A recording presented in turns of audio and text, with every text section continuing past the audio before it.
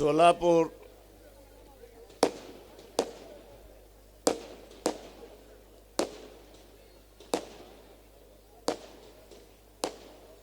शहराचे असणारे जिल्ह्याचे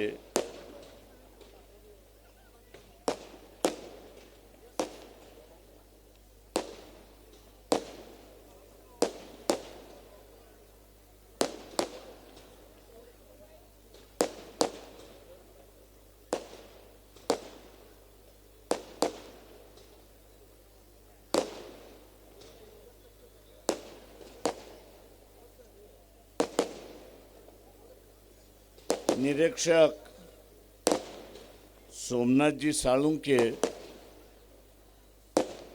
ज्यांनी आपल्या समोर या ठिकाणी भाषण केले असे असणारे डॉक्टर ढेपेजी, अरुण जाधव, रवी गायकवाड, जिल्ह्याचे असणारे अध्यक्ष चंद्रशेखर मडिकांबे, शहर अध्यक्ष प्रशांत गणोकार, जिल्हा महासचिव अनिरुद्ध वाघमारे, शहराचे युवाचे अध्यक्ष महेश जाधव, शहर महिला अध्यक्ष पल्लवी सुरेखाजी, शहर महासचिव विनोद इंगळे, उपस्थित सन्माननीय व्यासपीठ आणि व्यासपीठावरती उपस्थित असणारे 22 महानगरपालिकेचे असणारे उमेदवार, उपस्थित बंधूंनो, भगिनींनो आणि बाळमित्रांनो,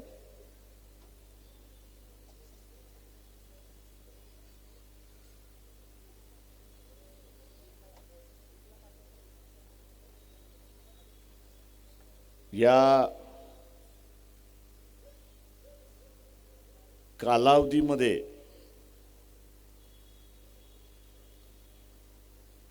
एक ऐतिहासिक जबाबदारी ही आपल्यावरती आलेली आहे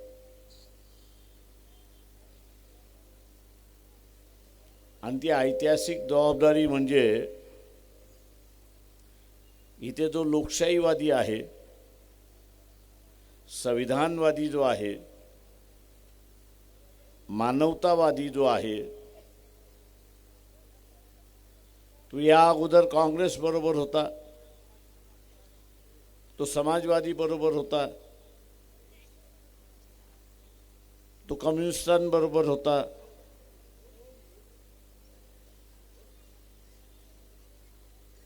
आज सगळं हातबल झाले.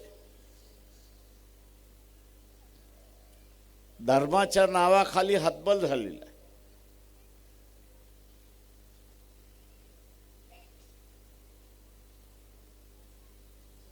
आणि हातबल झाल्यामुळे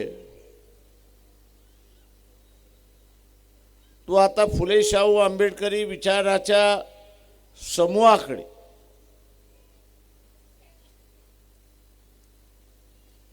एक आशा लावून बसलेला आहे, एक अपेक्षा बाळगतोय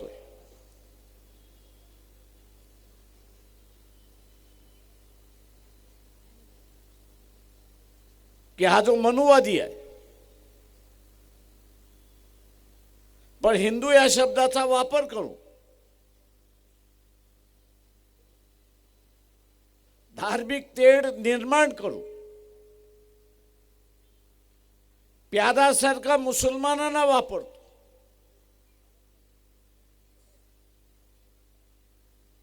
आणि डोकं भडकवण्याचं कामकाज करतोय. याला आळा घालण्याचं, याला थांबवण्याचं आणि या देशामध्ये जो नरसंहार होईल ती थांबवण्याची जबाबदारी ही फुले शाहू आंबेडकर विचाराच्या माणसाकडून करतोय, हे लक्षात घ्या. ही ऐतिहासिक जबाबदारी आहे.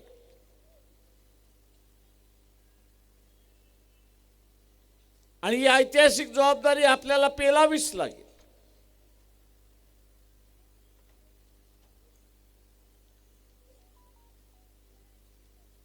जे मनुवादी,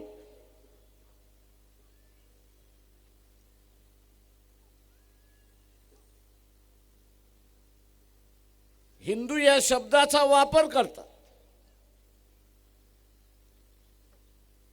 मी इथल्या असणाऱ्या ओबीसीना विचार,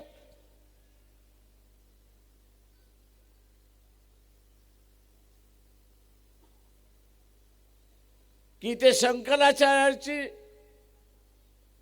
4 पीठं आहेत महत्वाची.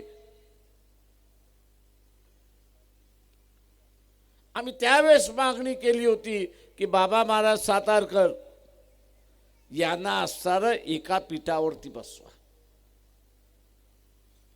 माझा आजही ओबीसी आव्हान आहे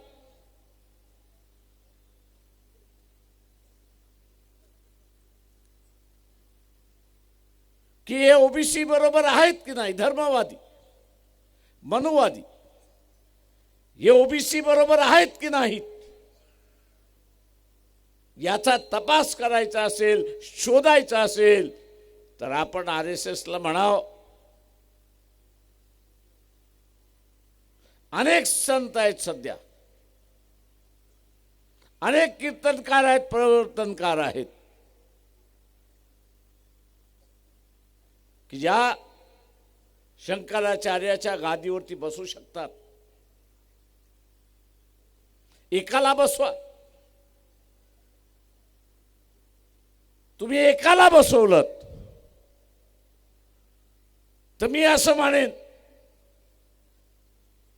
तुम्ही धर्मामध्ये बदल आणला, सुधारणा आणली, तशी असणारी परिस्थिती आहे. आणि खऱ्या अर्थाने तुमचा असणारा ओबीसी वरती प्रेम आहे, त्यांना धर्मामध्ये स्थान आपण देताय.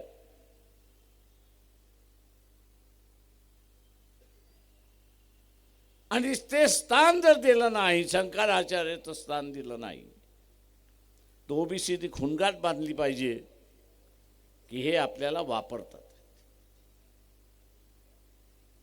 हे पुन्हा आपल्याला शूद्र करायला निघालेले आहेत. मी नेहमी असणारं एक उदाहरण देतो. शिवाजी महाराजांनी आलुतेदार बलुतेदार यांच्या हातामध्ये तलवार दिली आणि एक साम्राज्य उभं केलं. शिवाजी महाराज गेले, संभाजी महाराज गेले, पेशवाईचा कालखंड आला. पेशवाईने काय केले तर शिवाजी महाराजांनी दिलेली हातातली तलवार काढून घेतली आणि पुन्हा जातीचा व्यवसाय गळ्यामध्ये बांधला.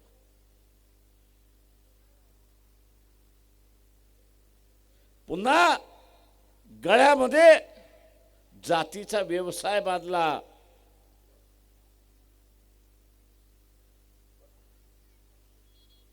मित्रो,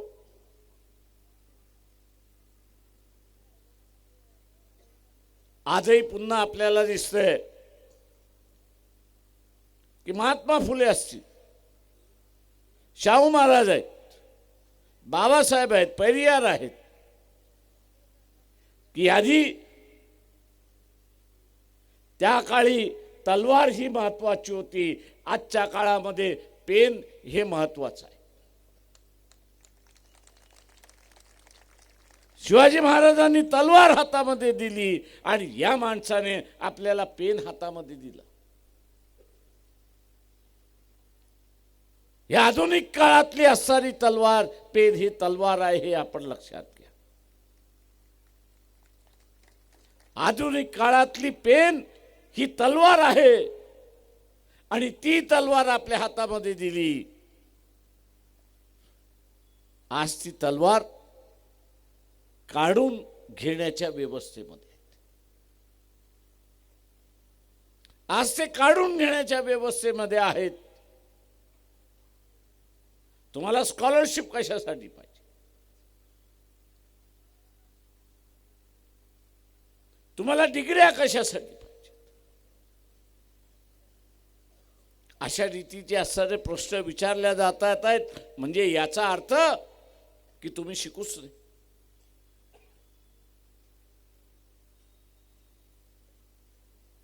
आणि म्हणून हा भेदरलेला जो माणूस आहे,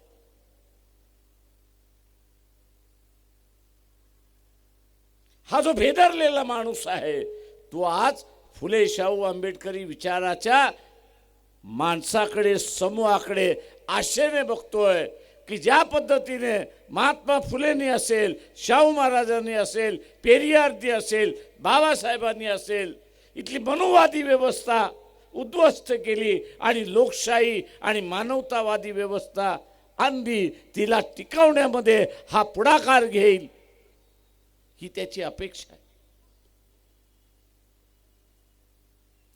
काळ ठरवण्यापेक्षा किंवा इतिहास ठरवण्यापेक्षा आपण ठरवायचं आहे की मी माझ्यासाठी आणि ज्यांची अपेक्षा आहे त्यांच्यासाठी लोकशाही आणि संविधान मी टिकवणार आहे, ही खुणगाट मी बांधली पाहिजे. इथे प्रत्येक बसलेल्या माणसाने ठरवली पाहिजे. बांधली आहे का खुणगाट? 100%. हा बदल सर्वात मोठा बदल आहे हे लक्षात घ्या.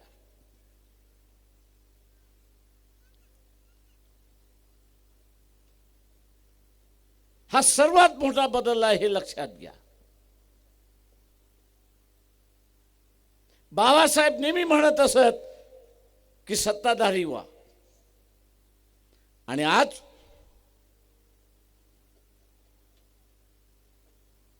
हाच बेधरलेला समूह,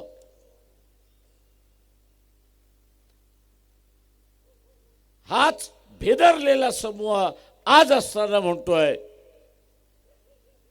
की नेतृत्व घ्या. फुले शाहू आंबेडकरी विचाराच्या माणसाने नेतृत्व घ्या आणि या मनुवाद्याला कायमचं गाडून टाका. ही ऐतिहासिक जबाबदारी आपल्याला घ्यायची. हे नवीन भांडण नाही, हे भांडण नवीन नाहीये, हे जुनच आहे. याचा असणारा उल्लेख बाबासाहेबांनी 54-55 अलाहाबाद विश्वविद्यालयामध्ये ज्यावेळेस भाषण दिलं त्यावेळेस त्यांनी सांगितलं की या देशातला माणूस हा द्वंद्वमध्ये आहे, संभ्रमात आहे, द्वंद्वमध्ये आहे, संभ्रमात आहे.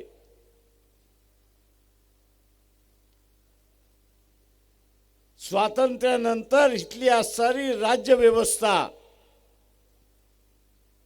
ही संविधानाच्या सिद्धांतावरती चालेल, म्हणजे माणुसकीच्या सिद्धांतावरती चालेल, भाईचाऱ्याच्या व्यवस्थेवरती चालेल, बंधुत्वाच्या व्यवस्थेवरती चालेल आणि स्वातंत्र्याच्या विचारावरती चालेल. पण ते म्हटले प्रत्यक्षात या देशामधला माणूस हा मनुवाद्याच्या विचाराने चाललाय. मनुवाद्याच्या विचाराने चाललेला आहे. आणि बाबासाहेब म्हणाले की हे दोन्ही रस्ते समांतर नाही आहेत, तर एक दक्षिणेला जातो तर एक उत्तरेला जातो.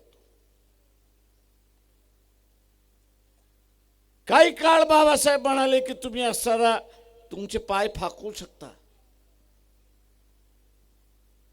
आणि जगण्याचा प्रयत्न करू शकाल, पण पाय पूर्ण फाकले,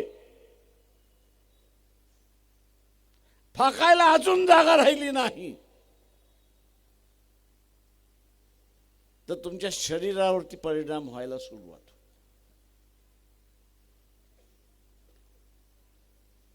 बाबासाहेबांचा सांगण्याचा मतितार्थ हा होता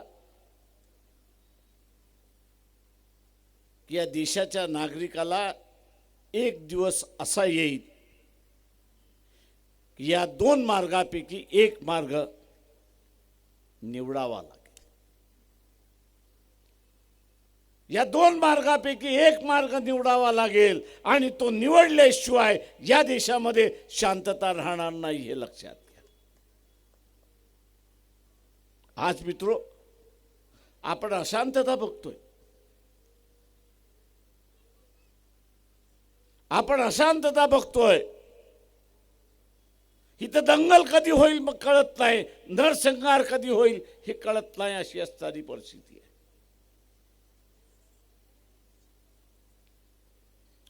आणि यातून मार्ग काढायचा असेल तर फुले शाहू आंबेडकरी विचाराच्या माणसालाच मार्ग काढता येईल, हे आपण लक्षात घ्या. आणि हीच एक ऐतिहासिक जबाबदारी आहे, हे आपण लक्षात घ्या.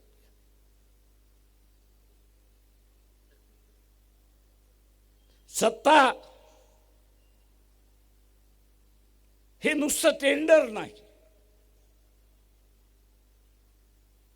सत्ता हे विचाराचं केंद्र आहे, हे लक्षात घ्या. सत्ता एक विचाराचं केंद्र आहे आणि त्याच विचाराची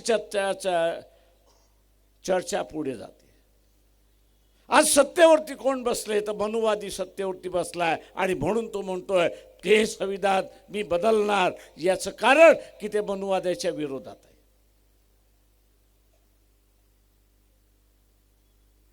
हे मनुवादाच्या विरोधात आहे.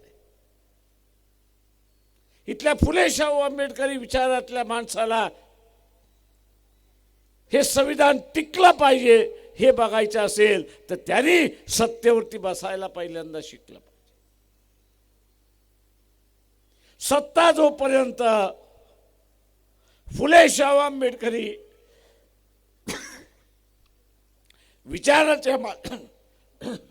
विचाराच्या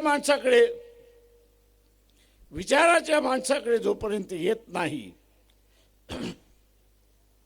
तोपर्यंत आपण ना लोकशाही टिकू शकू ना इथलं असणारं संविधान टिकू शकू. ना इथला लोकशाही टिकू शकू ना इथलं असणारं संविधान टिकू शकू.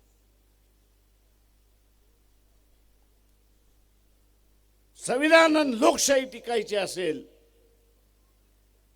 तर आपण काय केलं पाहिजे? काय केलं पाहिजे? काय केलं पाहिजे? सत्तेमध्ये जायचे असेल तर काय केलं पाहिजे?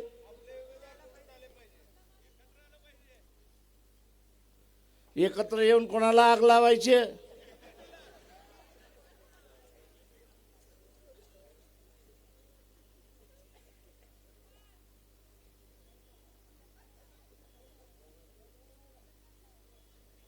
सुपारी घेऊन आलेलं आहे ते लक्षात घ्या.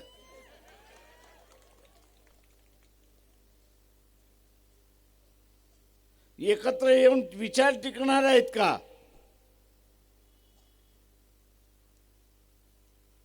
नाही.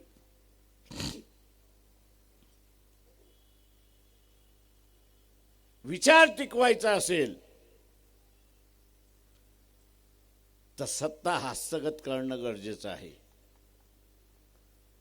आणि सत्ता हस्तगत करून ते विचार रुजवणं हा त्याच्यातला महत्वाचा आहे, हे लक्षात घ्या.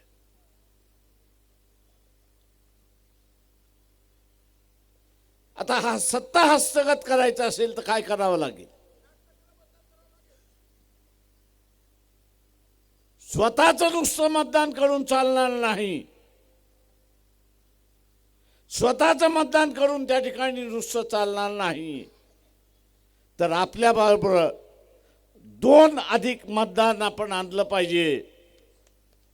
आपलं मतदान आणि 2 मतदान किती होतात?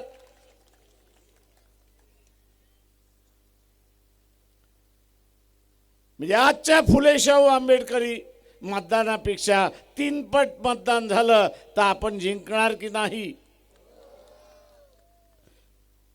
मग हे 2 मतं आणण्यासाठी फक्त उमेदवारांनीच काम करायचं का,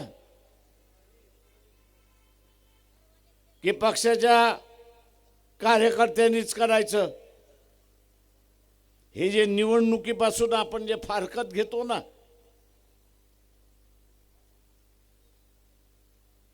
निवडणुकीपासून आपण जी फारकत घेतो, मला काय घेणं देणं आहे, तो निवडून येईल, तो बघेल,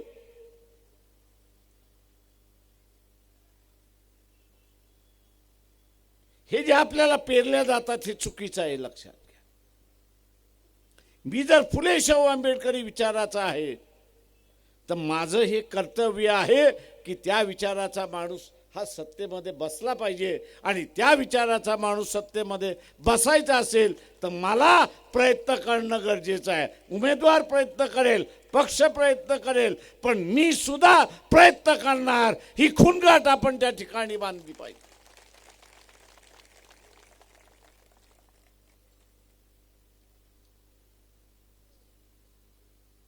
इलेक्शन हे विचारांचं इलेक्शन आहे. इलेक्शन हे विचारांचं इलेक्शन आहे, आणि विचारांवरती आपण पगडा ठेवायचा असेल, हाबी व्हायचा असेल तर आपल्याला सत्ता हस्तगत करणं गरजेचं आहे.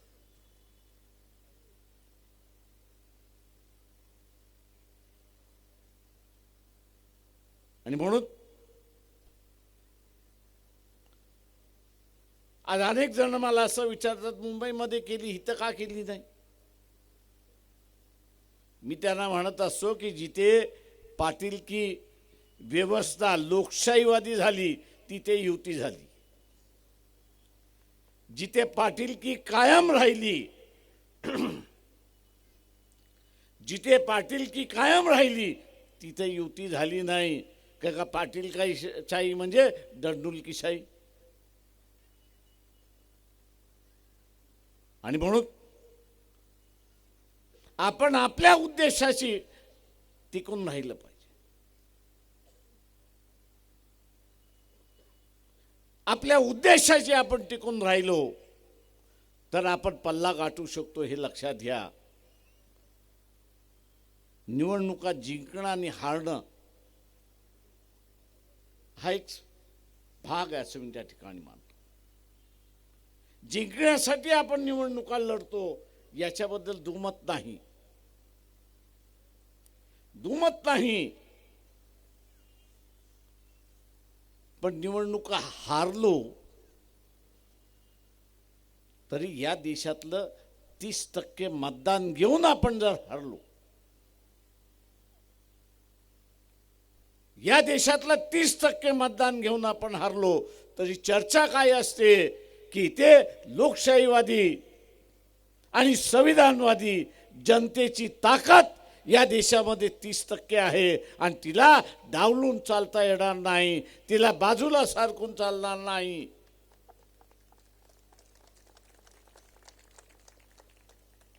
आजची जी व्यवस्था संविधानवादी आणि लोकशाहीवादी जी आहे तिला आपण टिकून धरतो, हे लक्षात घ्या. जिंकणं महत्वाचं आहे ह्याच्याबद्दल दुमत नाही, पण इथे लोकशाहीवादी आणि संविधानवादी, मानवतावादी, स्वातंत्र्यवादी संख्या किती आहे हेही दाखवणं त्याच्यातलं महत्वाचं आहे, आणि मतातून ते दिसतं, हे लक्षात घ्या.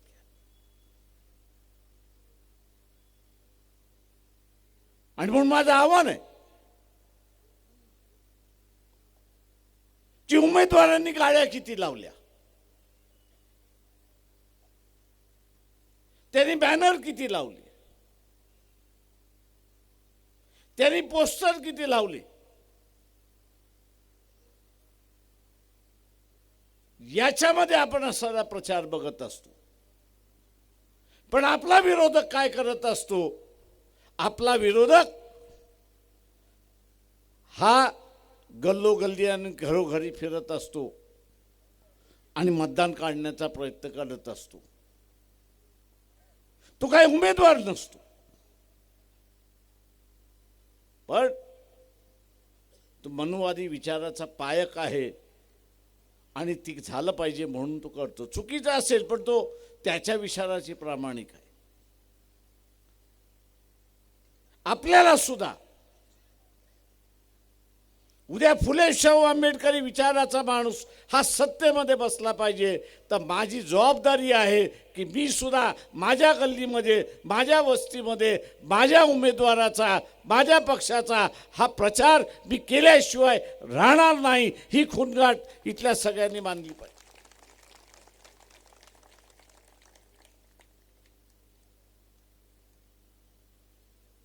आणि ते जर आपण केलं तर यश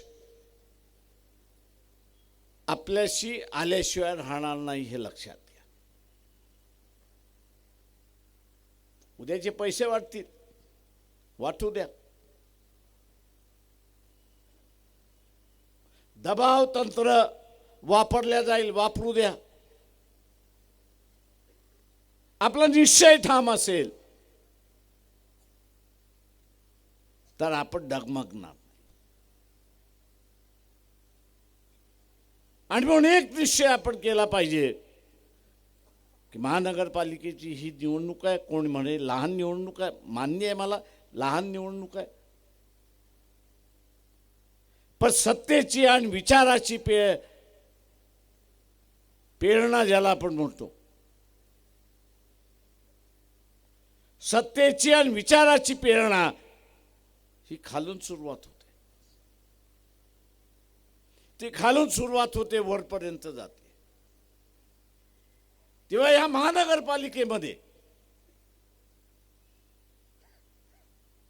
वंचित बहुजन आघाडीचे उमेदवार निवडून आले तर 5 वर्ष हाच प्रचार केला जाईल की वंचित आघाडीचे असणारे उमेदवार त्यांनी अमुक मांडलं, तमुक मांडलं, या स्वरूपाचं मांडलं, त्या स्वरूपाचं मांडलं. तुम्ही रुजवण्याचं कामकाज करताय, हे लक्षात घ्या.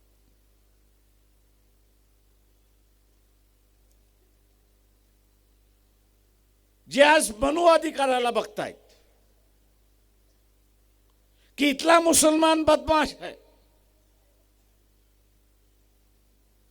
इथला मुसलमान बदमाश आहे, त्याला आपण सुधारलं पाहिजे, आणि म्हणून सांगितलं जातं इथल्या सगळ्या हिंदूंनी एकत्र या.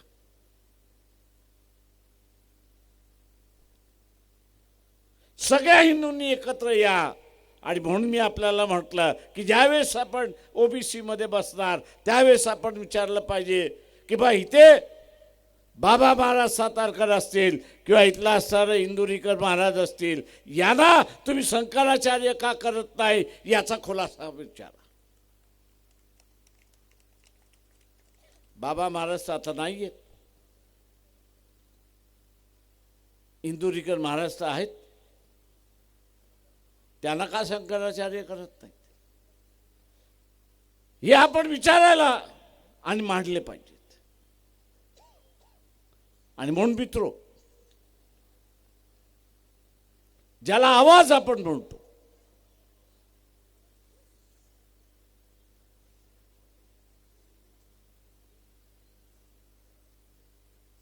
ज्यांना आपल्या स्वतःच्या व्यथा मांडाव्याशा वाटतात परंतु संख्या नाही. उद्या असताना कुंभारांनी ठरवला मोर्चा काढायचा, मोर्चा निघेल, पण तो 1000, 2000, 10,000 मी नेहमी म्हणत असतो की सभेतील संख्या आणि मोर्चातील संख्या हे एक आपला संदेश देते. फुले शाहू आंबेडकरी विचाराचा लाखो माणसं असल्यामुळे ते एकत्र जमले की चर्चा हीच सुरुवात होते. चर्चा हीच सुरुवात होते की हे मानवतावादी आहेत, हे लोकशाहीवादी आहेत, हे संविधानवादी आहेत, हे भाईचारावादी आहेत. पण कुंभार समाजाने मोर्चा काढला, शंकराचार्यासाठी मोर्चा काढला, तरी ती चर्चा होत नाही अशी असणारी परिस्थिती आहे. आणि म्हणून आपल्यालाच असणारा या उपेक्षित वर्गाचा असणारा आवाज हा उठवावा लागेल. सामाजिक इश्यूवरती घेऊन त्याला सर उभा करावा लागेल. आणि म्हणून मी आवाहन करतो आपल्या सगळ्यांना की जो कार्यक्रम इथं असताना सोमनाथ साळुंकेने आपल्याला दिला की माझी जबाबदारी ह्या इलेक्शनमध्ये काय, माझी जबाबदारी ह्या इलेक्शनमध्ये काय, तर मी 10 मुसलमानांना भेटलो पाहिजे, त्यांना वंचितला मतदान करण्यासाठी समजूत घातली पाहिजे. इथल्या असणारा ओबीसी जो आहे आरक्षणाचा मुद्दा असेल किंवा मी जसं म्हटलं शंकराचार्याच्या गादीचा मुद्दा असेल, याला धरून वंचितकडे आल्याशिवाय हे अंमल होणार नाही याचा आपल्याला गवाही द्यावी लागेल. इथं ख्रिश्चनांवरती हल्ले होतात त्याची गवाही आपल्याला द्यावी लागेल. इथला लिंगायत समूह आहे, बसवेश्वरांचे विचार याला मान्यता मिळाली पाहिजे म्हणून तो लढतोय, वेगळा धर्म स्थापनेची मागणी करतोय. आपण आता बघत असाल की जैन मोर्चे काढायला लागले कारण का त्यांची मंदिरं पाडायला लागली.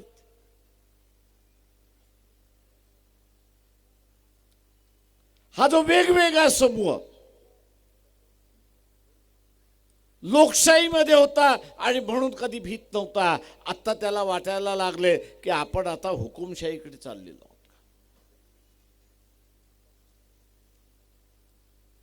आणि त्याला जर आपण समजावून सांगितलं की तू वंचित बरोबर राहिला तर इथली लोकशाही टिकते, तर तो आपल्या बरोबर यायला तयार. आणि म्हणून या वर्गाबरोबर नातं जोडत आपण ह्या 22च्या 22 उमेदवाराला जिंकवलं पाहिजे. या 22 उमेदवारांची निशाणी काय?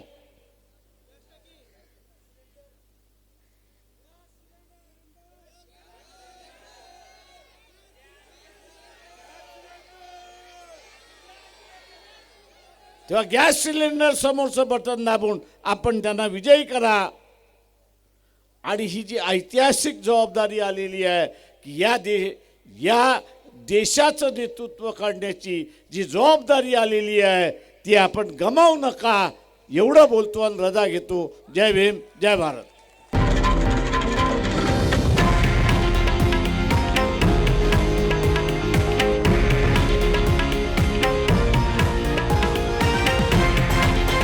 हे आहे देशातील नंबर 1 न्यूज नेटवर्क आणि आपण पाहत आहात TV9 मराठी, एकमेव.